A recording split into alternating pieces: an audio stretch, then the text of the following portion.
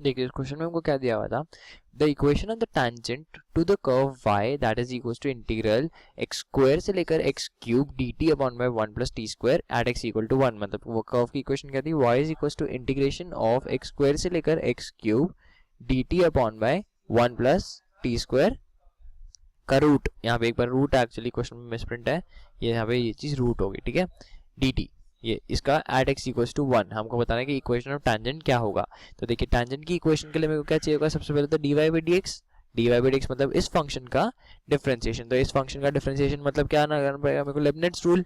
Integration का मेरे को क्या करना है, डिफरेंशिएशन करना है। तो लेबनिट्ज रूल होता क्या है कि सबसे पहले लिमिट पुट कर दो, फिर लिमिट को डिफरेंशिएट कर दो, फिर लोअर लिमिट पुट कर दो और लोअर लिमिट को डिफरेंशिएट कर दो। तो देखिए मैं करता हूँ एक बार के लिए, dy by dx differentiating of this function that is 1 upon by root of, limit put कर दी मैंने, तो x power 6 x square t square था तो स्क्वायर हो जाएगा तो x power 6 into differentiation of x cube, ठीक है, माइनस, बीच में माइनस आता है, ठीक है। अब 1 upon by root of 1 plus x power 4 into differentiation of x square, ठीक है, ये होता है हमारे पास में इसका फॉर्मूला। तो अब क्या देगा ये चीज, 3x square divided by root of 1 plus x power 6 पहला term minus 2x divided by root of 1 plus x power 4।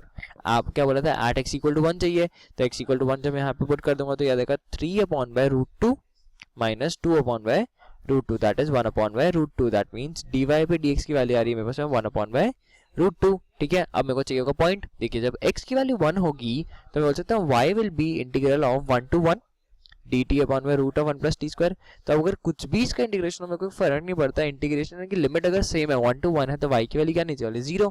तो मतलब 1,0 पे पॉइंट है, मतलब पॉइंट क्या है 1,0 और डिफरेंशिएशन 1, जो स्लोप है वो क्या है 1/√2 है। तो y minus 0 that is equal to 1/√2 times of x minus 1। तो मेरा फाइनल आंसर हो जाएगा √2y is equal to x minus 1, x is equal to √2y plus 1, x is equal to √2y plus 1। तो आंसर देख लेते हैं, x is equal to √2y plus 1 है, x is equal to √2y plus 1 that is option B.